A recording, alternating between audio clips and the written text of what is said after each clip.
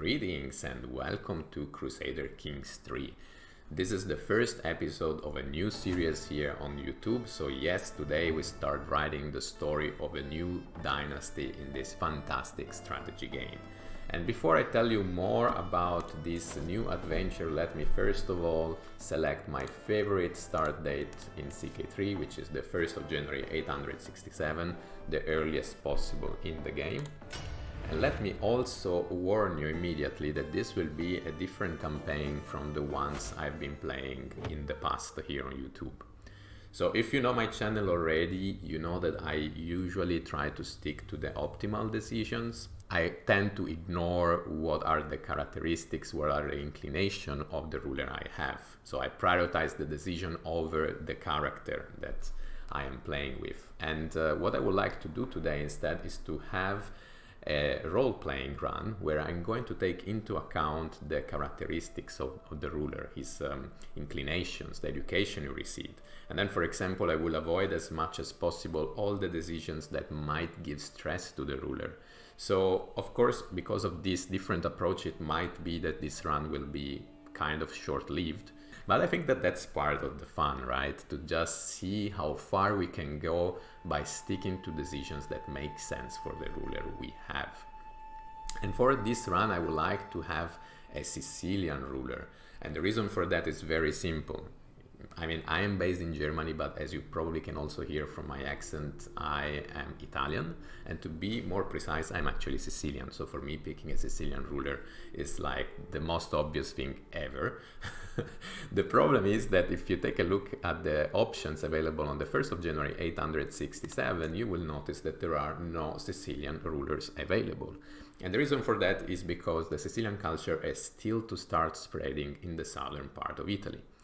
So at this point there are basically two alternatives. I could either start the game as an observer and then move to the character selection later on, once we have the first ruler who start adopting the Sicilian culture. Or alternatively, I could start from a specific part, from a specific ruler, with a specific ruler, and then try to convert his family, his court, and his territories to the Sicilian culture later on, once the Sicilian culture starts showing up in the map. And this is definitely the approach I am going to choose. First of all, because it will allow me to enable Ironman, and I always play with Ironman enabled. If I will instead start as an observer, I will not be able to have an Ironman run. Another reason for that is because if I will start as an observer, I will have zero control on our starting point. We do not know who will be the first Sicilian ruler. Might be a Muslim ruler, might be a vassal from the Byzantine Empire. And instead I would like to have a Catholic ruler. We are going to start with Prince Guifer of Salerno. The reason for that is because this is a Catholic ruler, is the ruler who is in the most southern, the Catholic ruler in the most southern location in Italy. And also I'm going to name our dynasty after a real dynasty, which is the Filangieri dynasty. And the Filangieri house, actually, it was a very influential family in Sicily. It was one of the most influential noble families back then. And it originally really started from the Principality of Salerno. So it will be also kind of historically accurate, so to say. So let's go and select Prince Guifer of Salerno. In this run, it will be compassionate, stubborn, and generous. This is good because compassionate is a virtue for Catholics, so that could be a good starting point. He already has an heir, and of course we are feudal, and as I said, we will start with Ironman enable, difficulty is normal, the highest possible on CK3, and I'm leaving all the other setting on default. Let's name the save game after our family, which will be the Filangieri house. And we are ready to go. And I would suggest to probably start from a closer look at Prince Guifer of Salerno. So he's 37 years old, is doing fine. As I said, he's compassionate, stubborn, and generous. And he's an intricate wave weaver. He has decent stats. Diplomacy 16, 8 martial, 7 stewardship, 13 of intrigue, 3 of learning, and 10 of prowess. Given the 16 of diplomacy, I will probably focus on the diplomatic lifestyle. The game of course suggests me the intrigue because this is the education it received, but honestly I will move to diplomacy because in the end that's the stat that is, let's say, the most significant, even more than intrigue, and also is compassionate. So being compassionate, he will not really be able to complete many schemes because he will have this kind of internal conflict. So it makes no sense to develop him further in the intrigue direction because in any case he will not really be able to use the schemes. So again, considering that this is a role-playing run, I think it makes much more sense to then focus on the diplomatic lifestyle. And then let's take a look, before we take a look at the notification, let's take a closer look at the family. So as we can see, Prince Guifer is already married. He's married with Princess Landelaika of Salerno, 34 years old and doing fine. She's brave, she's deceitful, as in for the Catholics, she's paranoid, a trait that personally I really hate, and naive, a appeaser. She has 0 of diplomacy. Yeah, so it makes sense that we focus there because we cannot really have the support of our wife there. She has 9 of martial, 11 of stewardship, 15 of intrigue, and 2 of learning. Prowess is very high, 12, and she has also 2 claims on the county and the duchy of Capua. So not far from our territories, this might be a possible expansion in the future, who knows. She belongs to the Landolfidi family, and the 2 of them got already 4 kids. The oldest is Guaimar Dauferidi, 12 years old, is my heir and is trusting, wrathful and pensive. Interesting. He is quite balanced apart from the lack of intrigue skills, but the rest seems more or less balanced. Let's take a look at his brothers. We also have Arekis Dauferidi, 8 years old, he's just pensive. Then we have Daufer Dauferidi, 7 years old, he's bossy, with an inclination for martial and stewardship. Yes, makes sense. Actually also learning is good, it's the best trait he has, but of course bossy gives him a boost in both martial and stewardship. Last but not least, we also have Guifer Dauferidi, also bossy, and also in this case he has a strong inclination for martial and stewardship. Let's already assign some lifestyles to these boys, starting from Guaimar Dauferidi. So honestly, he's currently set on stewardship, but he can do better with diplomacy, and it also makes sense because we are also focusing in diplomacy and we have good stats in diplomacy as well. So let's move the focus in diplomacy, and then I can even educate this child myself. I don't think there are better characters exactly. Good, this will even strengthen my relationship with the heir. Let's move to Arekis. Arekis has a clear inclination for stewardship, which makes sense. Let's assign him to someone who has good stewardship skills. Actually, we could do it later because probably we will bring new people to our court. So I'm just happy with the decision I took for Guaimar because I will educate the heir myself, but for the others let's wait a little bit. Then let's take a look at the notification. It looks that I don't have enough knights, but maybe we can bring a few others through marriage, we will see. I need to hire a court physician. This we will also do once we bring new people at our court, and then children like guardians, this is also known. It seems that the bishop is already endorsing us. Yes, this is good, so we don't need to waste a sway here. What we could then do, maybe, as we don't need to have a sway on the bishop at the beginning of this game, let's go straight to a seduce scheme against my wife, because we have already 4 sons, and the general idea is that we need to expand my family. I forgot to update the name, sorry. Filangieri. Goodness, fortune and industry. I will leave it as it is, the motto. I don't know what was the motto for the Filangieri family, so let's leave the one we found. And also the dynasty, Filangieri. Very good. And what I was saying is that basically I believe that we need to expand our family. This is one of the priority because we only have 6 living members and 4 of them are my own sons. So let's try to impregnate Princess Landelaika at least once, if not even twice, before she is no longer able to give birth. Let's take a look at the court, but let's not do it from here.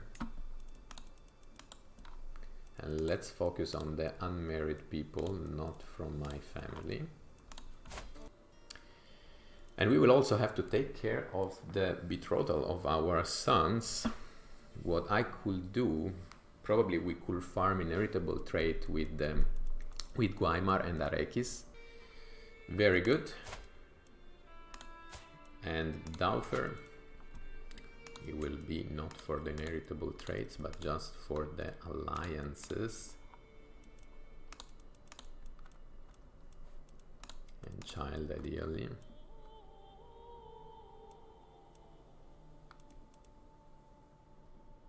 Balaton, Norgau, Tuscany. Probably Tuscany and Norgau are the best option because Tuscany is very close. Norgau, I mean, either Norgau or Balaton.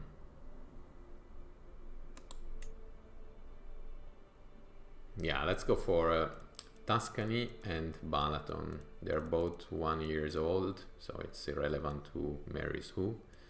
So let's do the following. You get Tuscany.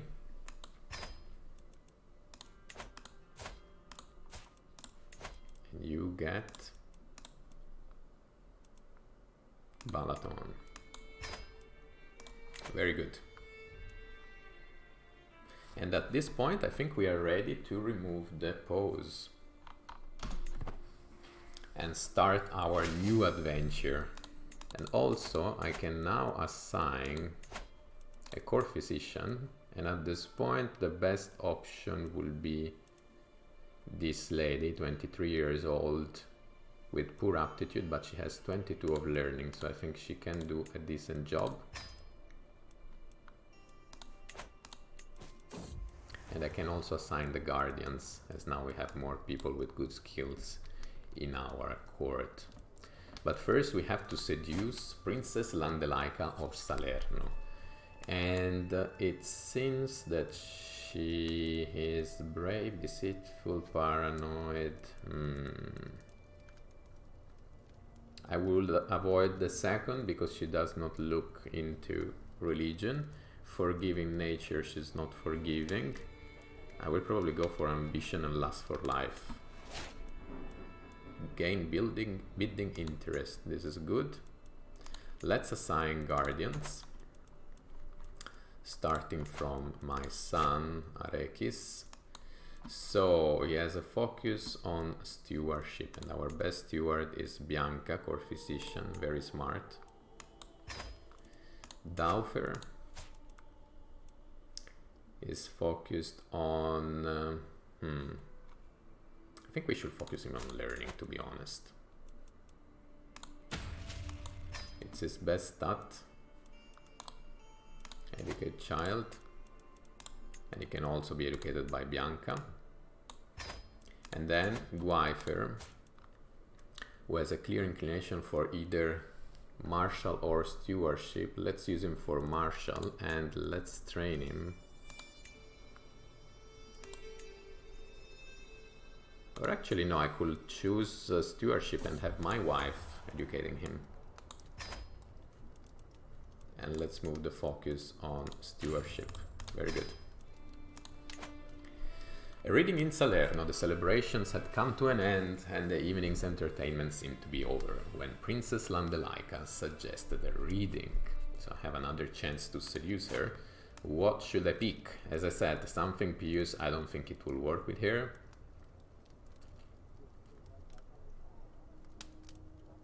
Also something informative. She has 2 in learning. Let's be entertained. Yeah, she appreciated.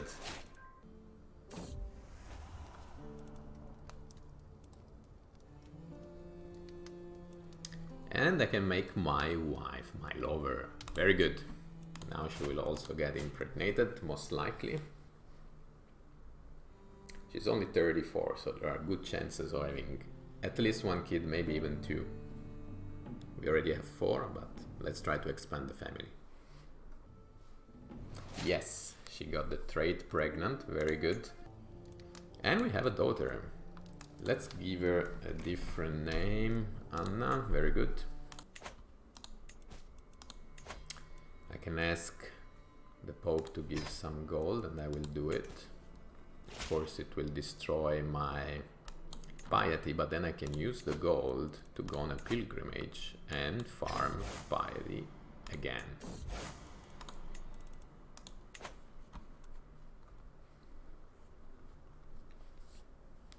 We are good Catholics.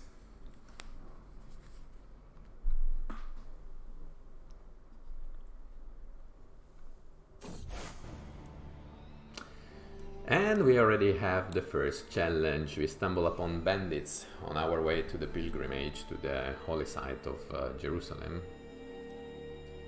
64% of winning a prowess challenge. Alternatively, we get wounded. Same chances of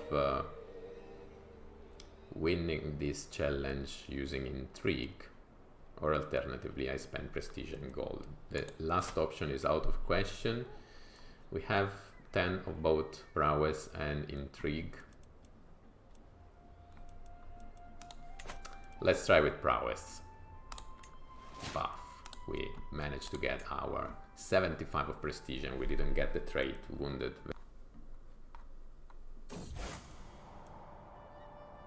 Pilgrimage, a rude story. Ah, don't worry, my lord. You're nothing like the churl in this story. It's about the prince of some faraway place called Salerno. Yes, except that we are the current holder of the title. So we have only one option available here because I cannot fetch my whip because I'm compassionate, and yeah, also I cannot travel with these people because I'm stubborn. So let's just go for the first option. Really now, tell me more of this prince. And we finally arrived in Jerusalem, so this will give us 625 of piety. A question of loyalty. My wife, Princess Landenaika, is with child and I should be overjoyed. So very good, because we have the chance of getting already a 6th child. However, she has been acting strange and I cannot shake the feelings that something is wrong. It is hard to believe she will ever betray me like this, but could it be that I am not the father? And here we are not limited in the options. We could go for the intrigue challenge, as we have 77% of chances of finding out the truth.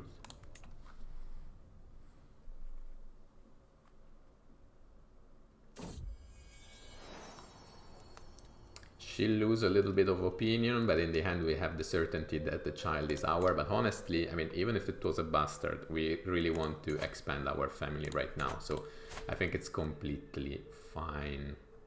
And it's a son. We have the 5th son, and honestly I will start naming our characters with Sicilian names, Simuni, because in the end that's the goal in the long run, right? To have a Sicilian court, so it makes no sense to have to keep using Lombard names. So Simuni is fine. Let's take a look at this little boy. He has no particular trait, only one of stewardship. But he's credible with sickness. And we can finally unlock our first diplomatic perk. I will go for actually for groom to rule as very first option, and then we can go down the diplomat tree. And probably, guys, I should interrupt here the episode for today, because I think that just to give it a start, this was more than sufficient. I will just ask the Pope more gold, and then we can start developing our county, because we have to play it all. After all, we have only one little county. We don't have big armies. Of course, we have many allies, but that's more to act as a deterrent for the neighboring rulers. There is still no trace of the Sicilian culture, and we have already reached the 25th of September 870, so we already entered the third year into the game. So let's check when the Sicilian culture will start spreading in southern Italy and where. I hope you are finding this new run interesting and that you will stick around if this will be the case, guys. See you in the next video. Cheers!